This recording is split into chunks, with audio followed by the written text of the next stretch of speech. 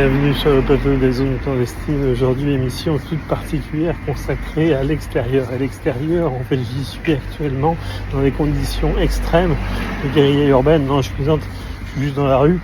Et en même temps, je souhaite en fait vous évoquer le sujet de ce soir, un sujet où on va parler espionnage, on va parler renseignement, en compagnie de Jean-François Carracci, ex-agent de renseignement italien sous Andreotti et Berlusconi.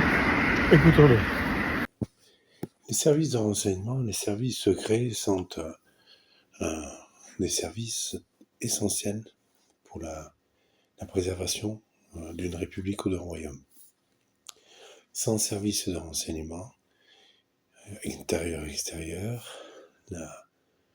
ce qui fait le cœur même d'un État, ses secrets les plus absolus, eh bien, ne pourraient pas être garantis.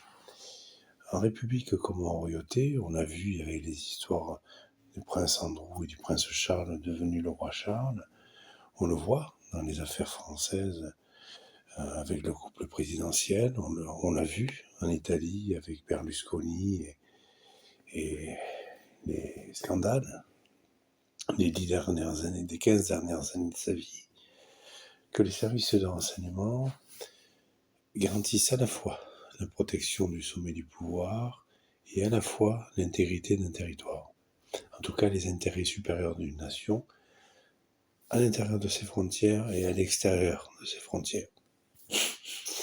Un service de renseignement intérieur répond à des obligations légales que chaque pays définit, qui ne sont pas les mêmes d'un pays à l'autre.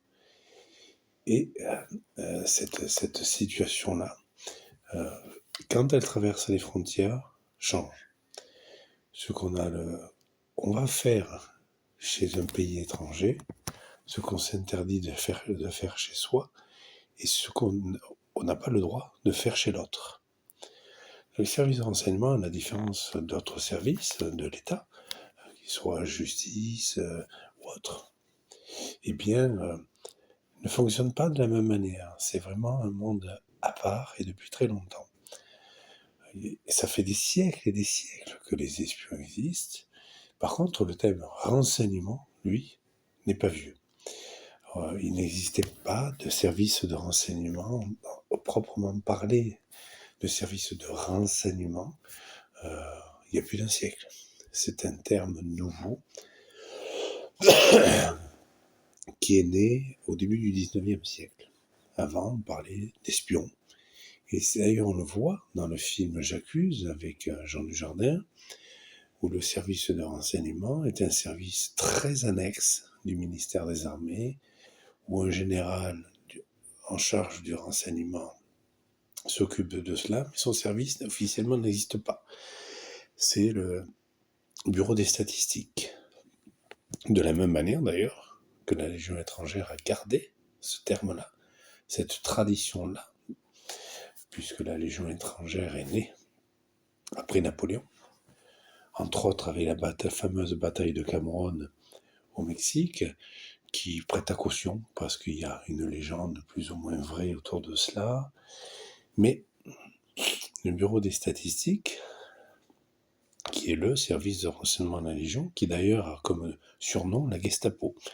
Les services de renseignement de la Légion étrangère s'appellent, entre légionnaires, la Gestapo, parce que le service de renseignement a 14 jours avant de dire oui ou non au recrutement d'un sapeur, d'un nouveau légionnaire, et il doit tout savoir dans ces 14 jours. La personne en face du recruteur, eh bien, peut venir des 150 pays connus actuellement, et il faut savoir qui est cette personne, sachant que le plus souvent, cette personne ne donne pas une vraie identité, ne donne pas sa vraie histoire, et ne donne pas sa vraie ambition. Donc il faut pouvoir, dans un temps donné, décortiquer cela. Quand j'ai côtoyé le service de renseignement de la Légion étrangère auprès du commandant Martins, eh bien j'ai découvert ce monde-là passionnant. Je n'ai aucune passion pour la Légion étrangère, que je confirme à mes yeux n'être qu'une armée aux mauvaises manières, et aux objectifs obscurs, puisque c'est une armée de mercenaires destinée à aller tuer pour la France au nom des intérêts supérieurs de la France, à aller tuer des mères, des enfants, des pères, partout dans le monde, mais pas pour sauver la démocratie française ou pour sauver la démocratie dans les pays dont il est question, mais uniquement pour aller tuer des adversaires de la France. Un légionnaire, un régiment de la Légion, va aller en Ukraine, tuer des Russes. Mais où est l'intérêt supérieur de la France dans la guerre en Ukraine? Pareil, la Légion étrangère, quand elle est allée au Kosovo, affronter les Serbes, il était où l'intérêt supérieur de la France? Peut-être l'intérêt supérieur de quelques-uns, mais c'est tout. Mais en tout cas, la Légion étrangère n'a pas aidé à faire naître la démocratie dans ces coins-là, ou une démocratie sujette à caution.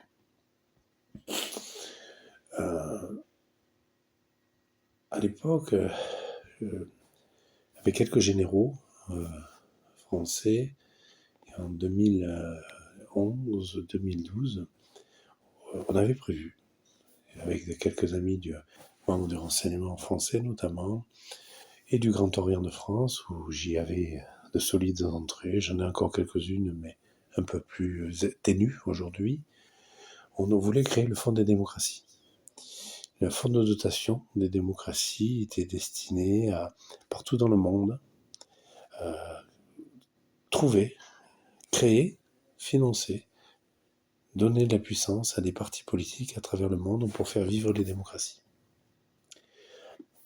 Nous avions comme projet et comme partenaires des membres de la DGSE, mais aussi des membres d'autres services secrets. Ça ne s'est pas fait pour une seule raison, c'est que François-Joseph Karachi, sachant que j'allais faire cela, et lui étant totalement aux côtés des services secrets italiens, m'a fait capoter l'affaire. Il avait trop peur que je réussisse à devenir général en Italie, pas en France. Pour l'armée française, je me suis arrêté à ma préparation militaire supérieure à l'école de l'application de l'artillerie à Draguignan. Puis, je suis allé à l'Audun-l'Ardoise au bureau des statistiques sous le commandant Martens, et officiellement, pour des raisons de convenance personnelle, j'ai démissionné des cadres de la Légion et du service de renseignement à ce moment-là. Il doit d'ailleurs toujours exister dans les archives du bureau des statistiques cette démarche-là, officielle, parce qu'au même moment, je partais en Italie, diriger des enquêtes, des contre-enquêtes, et devenir directeur adjoint du renseignement au service personnel de l'ancien Premier ministre et sénateur à vie, Giulio Andreotti. Dans le cadre de mon boulot en Italie, je n'ai jamais enquêté contre la France, je n'ai jamais agi contre les intérêts de la France. Par chance, aucun des dossiers qui m'étaient confiés ne m'a mis dans cette position délicate, puisque j'ai la nationalité française et qu'il était hors de question pour moi d'agir contre la France. D'ailleurs, je l'avais dit à Andreotti, qui m'avait dit, il n'y a aucun problème. Moi, je t'embauche juste pour savoir, à chaque fois, si les rapports officiels des services secrets que je reçois sont vrais ou faux. Parce que dans les services secrets, et le bureau des légendes l'explique assez intelligemment, il y a beaucoup de mensonges et d'incompétences, parce qu'il y en a partout. Il y a des gens très bien, quel que soit le grade, homme ou femme, qui est concerné, mais il y a aussi de l'incompétence, de la malveillance, des intérêts cachés, des ambitions cachées. Et c'est pas toujours évident de trier le grain de l'ivraie. Andreotti avait créé les services secrets italiens après la Seconde Guerre mondiale et les avait adossés en grande partie à l'OTAN. Andreotti avait été un pro OTAN. Il avait eu sa carrière d'ailleurs. Sa magnifique carrière avait été permise grâce à l'OTAN. Andreotti avait comme surnom le diable. Oui, vous regarderez sur Google, surnom de Giulio Andreotti, c'était soit sa divinité, soit le diable, soit Méphisto, soit Lucifer. Parce que, et c'est ça l'objet de mon podcast, Andreotti personnifiait les services de renseignement italiens. Dans sa façon de fonctionner, de réfléchir, d'obtenir de l'information, de traiter cette information et de la faire appliquer, eh bien, il était vu comme quelqu'un de diabolique. Mais finalement, les services de renseignement ne sont que dans ce fonctionnement-là. Quand Maurice Néra se fait recruter par la DGSI et des GSE pour aller chercher de l'information en Algérie, en Iran, en Palestine, et qu'au final, cet homme n'était pas réellement au service de la France, c'était un agent double. Et quand il y a eu les attentats du Bataclan, les services secrets français se sont retrouvés très emmerdés, parce qu'en fait, ils se sont fait avoir. Mais pas par incompétence ou par volonté de laisser Mohamed Merah agir. Il n'est pas facile. C'est un monde complexe, c'est un monde du mensonge, de vérité, de contre-vérité, de manipulation, les services de renseignement. C'est vraiment un monde à part, c'est même un État dans l'État. Donald Trump n'a aucun contrôle sur la CIA. La CIA fait ce qu'elle veut. La CIA, c'est qu'elle doit agir de façon à plaire au président pour que le président ne lui casse pas les couilles. Mais la CIA, très rarement, informe le Congrès américain véritablement de ce qu'elle fait, parce que c'est une société secrète. D'ailleurs, fondée par des Skulls and Bones, de façon bien réelle. Et voilà. Pourquoi en Italie, on dit souvent que les services secrets, les services et la mafia, ce sont les mêmes personnes, parce que c'est souvent vrai. Mais la France a connu la même chose, et aujourd'hui elle connaît peut-être, mais aujourd'hui je ne sais pas. Mais hier, entre le OAS et le SAC, c'était tous les deux des services secrets, des sociétés secrètes militaires qui agissaient dans leur intérêt exclusif, à un moment donné au service de De Gaulle et à un moment donné contre De Gaulle, puisque les pieds noirs, avant d'être trahis par De Gaulle dans la guerre d'Algérie, étaient très fervents de gaullistes. Puis De Gaulle a abandonné les pieds noirs et les pieds noirs ont créé l'organisation de l'armée secrète pour se venger. Dans les services secrets des années 60-70, que ce soit dans les RG, renseignement territorial désormais, ou dans d'autres services d'ailleurs de renseignement français, il existait des anciens membres du SAC et de l'OS. Au commissariat de l'énergie économique, j'ai connu des amis d'ailleurs des proches de François-Joseph Carracci, qui se connaissaient parce que chacun était membre du renseignement de son pays respectif, et ces généraux qui travaillaient au CEA étaient soit des anciens du SAC, soit des anciens de l'OS. Mais les gens du SAC et de l'OS commettaient des meurtres, des cambriolages, de l'extorsion de fonds, etc. Donc c'est un monde passionnant, le service de renseignement, mais c'est un monde où on doit aller en fait créer un paradis en enfer. C'est comme aller tuer un saint en disant qu'on est le diable pour faire plaisir à Dieu. Donc c'est un monde passionnant où beaucoup d'esprits se brûlent. Beaucoup de gens, hommes ou femmes, deviennent fous, perdent la raison, perdent le sens de la réalité. C'est pour ça qu'il y a beaucoup de suicides, parce qu'aussi, il y a des agents, à force en permanence à naviguer dans le mensonge, à être manipulés, à être manipulateurs, eh bien, on perd le fil. Notre esprit perd le fil. Bon, pourquoi je me suis mis à parler de mon expérience italienne depuis 2 ans? Parce que grâce au docteur Bernardi et au docteur Bernasconi, j'ai compris 2 choses. À la fois qu'en fait, le meurtre de mon fils, commis par Roger Cazorla en 2006, m'avait plus impacté que je l'avais imaginé. C'est normal, je me suis fait tuer mon fils. Un être par racisme. Et également, je me suis mis à comprendre à quel point mon expérience italienne, en fait, avait façonné mon raisonnement et ma façon de communiquer avec l'autre. Ma façon d'aller prouver mes origines, et de l'expliquer notamment à la presse, à la télévision et aux journaux. Je l'ai fait comme un ancien du renseignement. Une personne autre aurait fait autrement, aurait fait un procès en demande d'ADN à Margaret, etc., ou d'autres choses. Moi, non.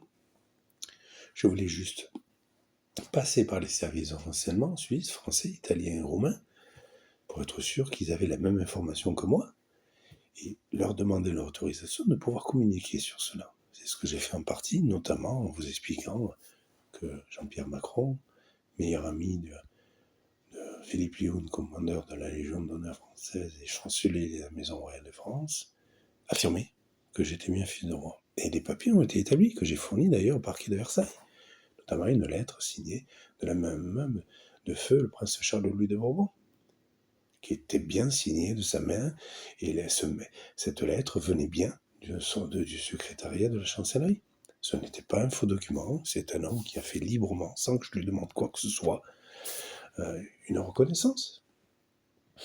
Pareil pour ce que je considère être les services de renseignement religieux, puisque les prêtres roumains, français, italiens, suisses, les prêtres, archevêques, moines, patriarches, étaient dans la capacité de savoir qui j'étais. Et tous l'ont affirmé. Sans que je leur promette quoi que ce soit, sans que je les paye, je n'avais pas d'argent, sans que je les manipule, sans que je leur fasse de chantage. Rien de tout ça de ma part.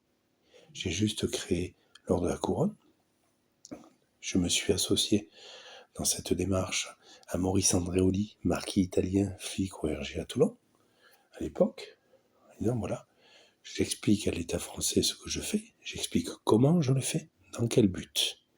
Je ne demande pas d'argent aux gens qui intègrent l'ordre de la couronne, je ne vends pas de titres, je ne fais pas de promesses, je ne fais pas de chantage. Je dis simplement aux témoins qui rejoignent l'ordre, présidents de tribunaux, généraux, procureurs, préfets, mais acceptez-vous de témoigner de mon existence et acceptez-vous de penser que je suis bien le fils de Michel. Bien oui, des présidents de tribunaux, des généraux, des procureurs, des conseillers à la Cour de cassation ont dit oui, j'accepte de rejoindre la couronne. Et tous ces accords écrits et toutes ces demandes ont été produites, archivées, enregistrées par Maurice Andréoli, marquis italien, aristocrate italien et flic français.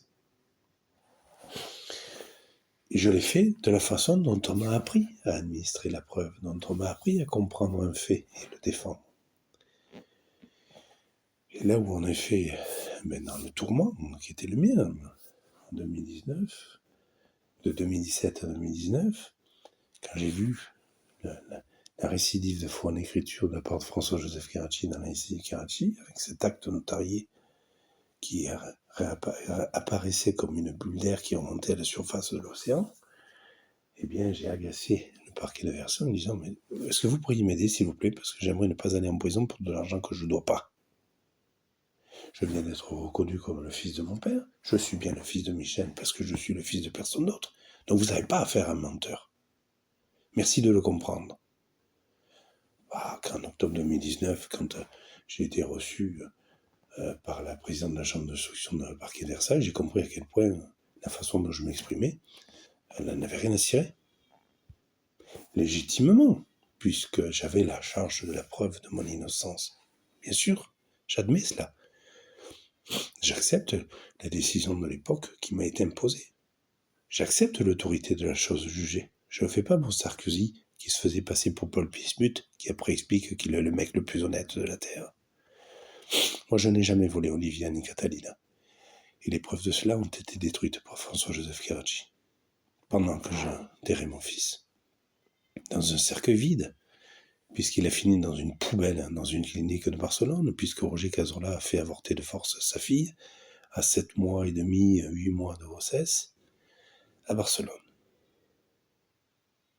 Il y a eu meurtre, puisqu'en plus j'avais fait une déclaration prénatale de paternité à l'état civil de Montpellier, à la date indiquée prévue de la naissance, puisque le gynécologue d'Angélique Cazorla avait fait un papier qui attestait de l'existence de l'enfant à naître et de la date de naissance. Donc, je suis allé signer, moi, un papier à l'état civil de Montpellier en 2006 qui disait oui, j'accepte avant terme, parce que le code civil le permet, de déclarer Chris Karachi Cazorla comme étant mon fils. Mais ce fils a été tué dans le ventre de sa mère à 7 mois et demi, 8 mois de grossesse. Enfin, c'est l'avortement, en fait, à ce moment-là, on force la naissance, et puis on tue l'enfant, en fait. Donc c'est un meurtre. Et les flics de Cavaillon, que j'avais vus à l'époque, m'avaient dit, Monsieur Karachi, on est désolé, mais il n'y a rien dans le code pénal à ce niveau-là. Nous, on ne sait pas, en tant que flics de Toulon, comment expliquer que vous avez fait dans les déclarations prénatales, donc vous étiez officiellement déjà le père, alors que finalement, c'est la mère qui décide de ce qu'elle veut sur son enfant, au nom du droit à l'avortement. Et si elle n'était pas consentante de pouvoir avorter à 7 mois et demi, 8 mois de grossesse, qui est totalement illégal en France, eh bien, on ne sait pas comment l'expliquer, et le parquet de Cavaillon non plus. Ah bon, eh bien voilà. Eh bien, en tant qu'homme ancien du renseignement, ce que je peux expliquer, c'est cela. Et on le voit dans les affaires internationales, on le voit dans notre quotidien, nous tous. Détenir la vérité est une chose difficile, et la défendre est tout aussi difficile. Et c'est cela que les ondes clandestines vous proposent à écouter, à comprendre, ensemble, pour qu'ensemble on puisse comprendre les choses. Les auditeurs des ondes clandestines, journalistes, flics, juges, députés, passionnés de renseignement, continuez à nous écrire, à écrire à Aurélien, à m'écrire, à nous demander comme amis sur LinkedIn et ailleurs. Parce que les informations qu'on vous donne,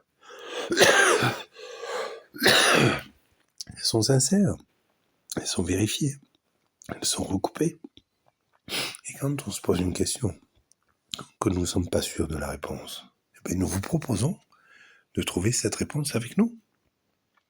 C'est ce que j'ai fait à l'époque, en demandant à l'archevêque roumain, à l'archevêque ukrainien, à des archevêques français, à des généraux, à des préfets, à des diplomates, à des généraux du renseignement, des généraux de gendarmerie.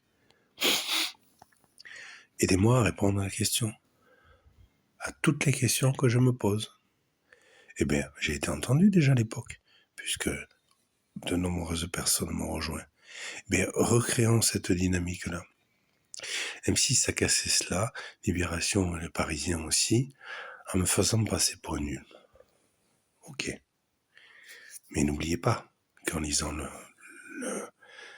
Libération, vous allez découvrir, prenez en tête quelque chose en lisant cet article, que cette dame ne fournit absolument pas la preuve du contraire de ce que j'affirme.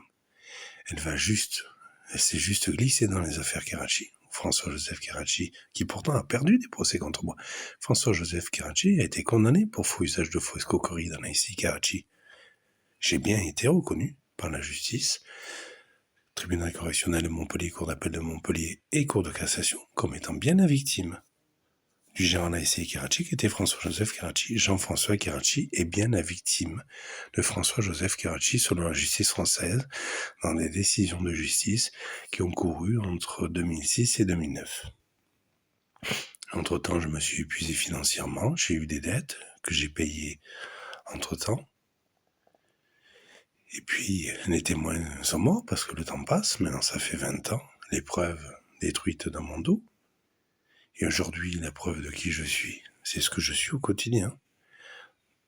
Dans le fait que je n'ai pas de dette, je ne fais pas de choses illégales, je ne me rêve pas des ambitions auxquelles je ne saurais être à la hauteur. Je fais ce que je peux et ce que je veux, honnêtement, et sur la base de mes réelles compétences. Et voilà, les zones clandestines, c'est terminé pour ce soir. Merci de nous avoir suivis ardemment et je vous dis à très bientôt pour un autre épisode de la sécurité. Merci.